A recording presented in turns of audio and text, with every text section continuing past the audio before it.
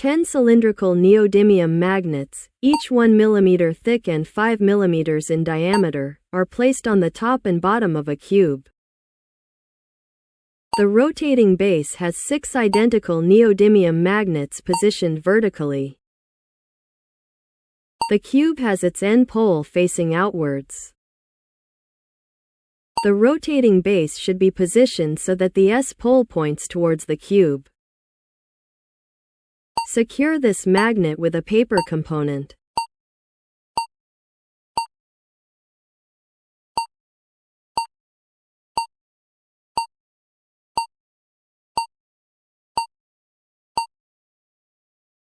This allows the cube to be fixed to the rotating base. As room decor,